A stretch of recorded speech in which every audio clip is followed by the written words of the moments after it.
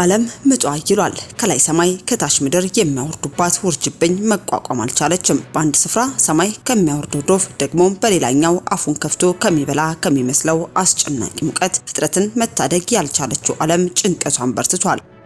ህይወትን በቅስፈት የሚደበላልቅ አደጋም ተሻገርኩ ስትልም ጎርፍ አለፍ ሲልም ሰደድ እሳት እየተፈራረቀበት የሚገኘው ሰው ማምለጫም ጠፍቶታል። የሰው ልጆች ኃጢአትን መመልከት የሰለቸው የሚመስለው ሰማይም በየቀኑ የሚለቀው ዝናብ ለጥፋት እየሆነ ባለበት ምድር መሸከም ያቃታትን ግፍም ልታወጣ ትቃርባለች። ተፈጥሮም ጨክናለች። አይነትና መጠኑ እየተቀያየረ አደጋም እየደረሰም ነው። ከሁሉ በላይ የክረምት ወቅት ብዙ ነገሮችን ያሳየን ከባድ እንደሆነም እየታየም ነው። ይህም ህዝቡን ጭንቀት ውስጥ በከተተበት ሰዓትም ከሱዳን መንደሮች የተሰማው ዜና ትንበያውን አስፈሪም አድርጎታል። በሱዳን የተፈጠረው አደጋም ተጠያቂዋ ኢትዮጵያ መሆኑን ነገሩን ይበልጥም ውስብስብ እንዲሆን አድርጓል። ጉዳዩ ምን ይሆን? የሱዳን ጎርፍ ከኢትዮጵያ ጋር ያገናኘው ጉዳይ ምንድነው? የሚሉትንም እንዲሁ በዝርዝር ዘገባችን ይዘንላችኋል። በቆይታችሁ ታደምጡታላችሁ። አስከትለንም እጅግ አሳዛኝና ልብ ሰባሪ ነው።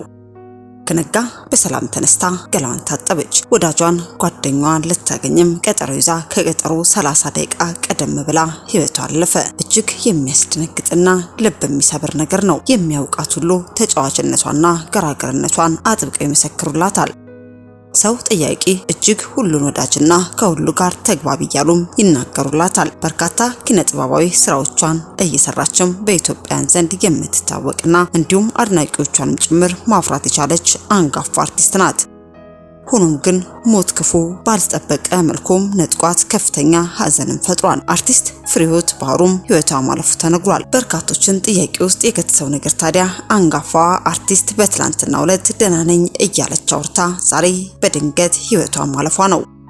ለፈተ ህይወቷን አስመልክቶም የተሰማው አስደንጋጭ ሁኔታ ምን ይሆን የሚሉትን እኛም በዝርዝር መረጃችን ይዘንላችኋል። በቆይታችሁ ታደምጡታላችሁ።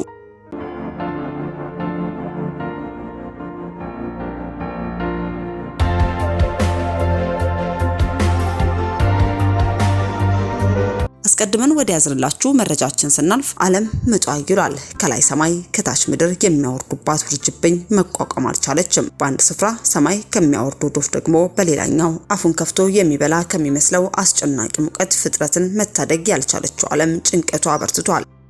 ህይወት በቅስፈት የሚደበላለቅበት አደጋ ተሻገርኩ ስትልም ጎርፍን አለፍ ሲልም ሰደድ እሳት እየተፈራረቀበት የሚገኝ ሰው ማምለጫ ጠፍቶታል። የሰው ልጅ ኃጢአትን መመልከት የሰለቸው የሚመስለው ሰማይም በየቀኑ የሚለቀው ዝናብ ለጥፋት እየሆነ ባለበት ምድር መሸከም ያቃታትን ግፍም ልታወጣም ተቃርባለች።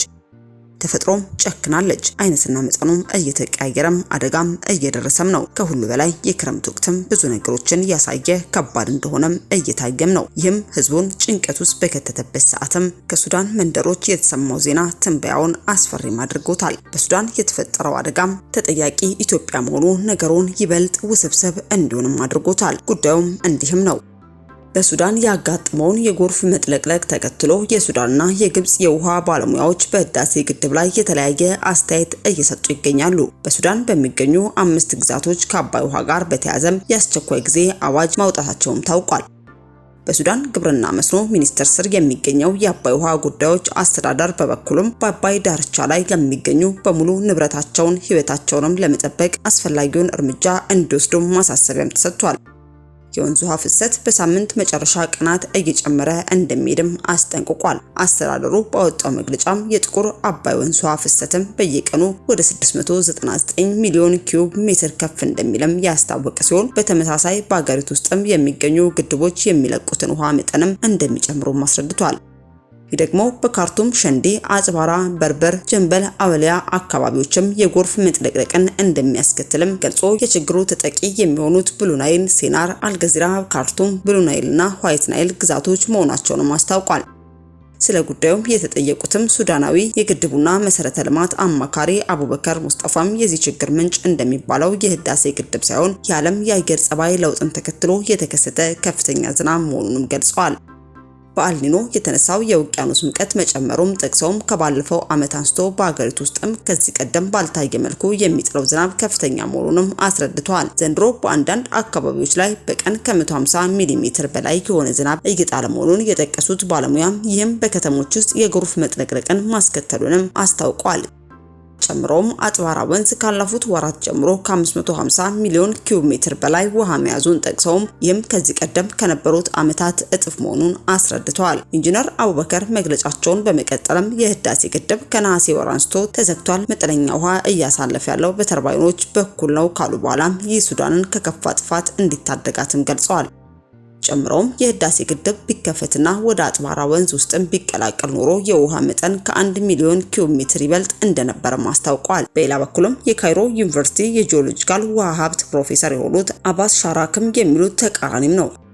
እኚህ ፕሮፌሰርም ለአሶሲኤትድ ፕሬስ በሰጡት መግለጫም በሱዳን ለተፈጠረው ጎርፍ መነሻው ተፈጥሯዊ ክስተት ሳይሆን ሰው ሰራሽ ስህተት መሆኑን ነው ብለዋል። ሲያብራሩም በግብርና ወቅት ሱዳን የህዳሴ ግድብ ከሚፈሰው ውሃ ተጠቃሚ ብትሆን አሁን ባለው ሁኔታ ግን ከጥቅሙ ይልቅ ጉዳቱ እያስከተለባት ነው ያሉ ሲሆን ኢትዮጵያም ከሰኔ ወር እስከ ነሐሴ ባለው ጊዜ ውስጥም ያከማቻቸውን ውሃ በግድብ ላይ ተጨማሪ ሸክም እንደፈጠረባትም አስረድተዋል።